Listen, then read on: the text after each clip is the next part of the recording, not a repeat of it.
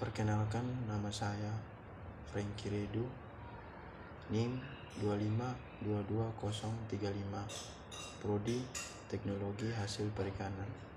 Saya akan menjelaskan materi tentang teori-teori etika modern.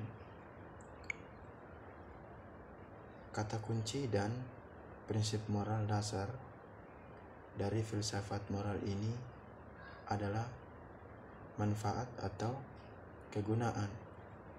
Kata kunci kedua adalah kebahagiaan banyak orang, di mana tindakan yang secara moral benar atau beretika adalah tindakan yang berguna atau bermanfaat atau membawa akibat baik berupa keuntungan atau kebahagiaan yang semakin besar bagi banyak orang.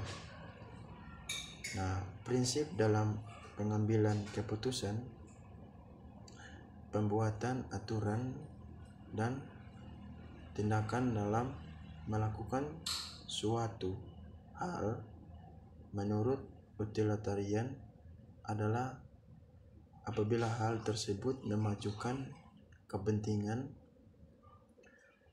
banyak orang atau paling membawa kebahagiaan mereka.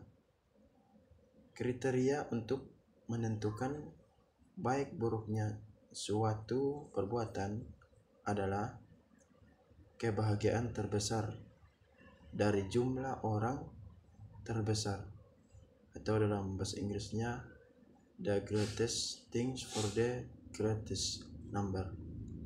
Jadi kalau ada perbuatan yang mengakibatkan orang banyak bahagia, maka itu adalah perbuatan terbaik. Sebaliknya juga, kalau ia berbuat yang jahat atau buruk, maka itu tindakan bermanfaat, tak berfaedah, dan merugikan, jadi tidak boleh dilakukan. Nah, ciri umum etika utilitarisme yang pertama ini bersifat kritis. Bersifat kritis ini dibagi menjadi tiga. Yang pertama, sebagai teori etika normatif, utilitarian merupakan suatu teori yang kritis karena menolak untuk taat terhadap norma-norma yang berlaku begitu saja. Utilitarisme menuntut agar diperhatikan mengapa sesuatu dilarang atau sebaliknya diwajibkan.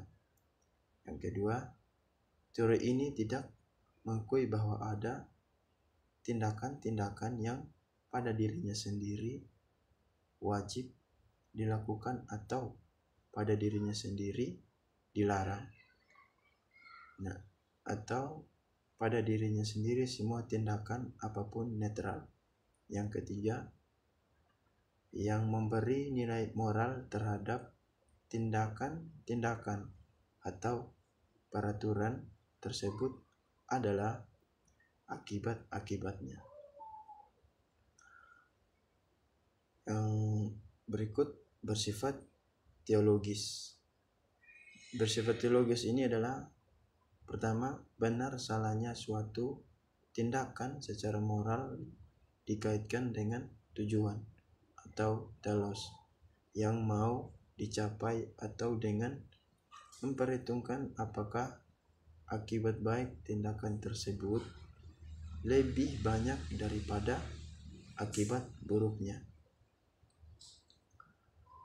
Berikutnya lagi bersifat universal.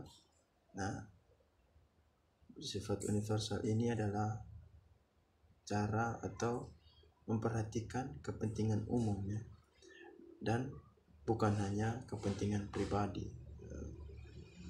Maksudnya bukan kepentingan pribadi pelaku moral itu.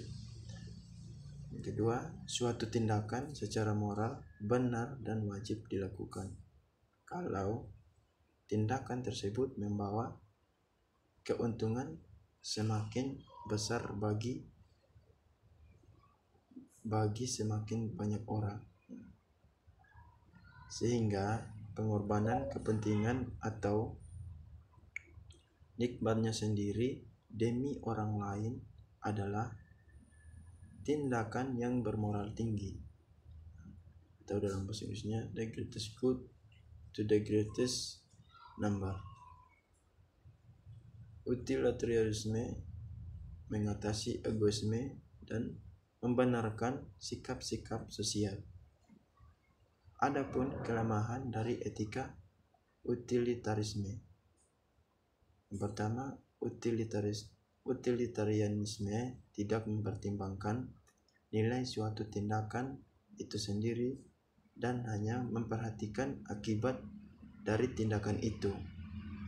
Nah, dalam hal ini utilitarianisme dianggap tidak memfokuskan aspek nilai konsekuensi yang ditimbulkan dari tindakan tersebut, sehingga dapat dikatakan bahwa utilitarianisme tidak mempertimbangkan motivasi seseorang melakukan suatu tindakan.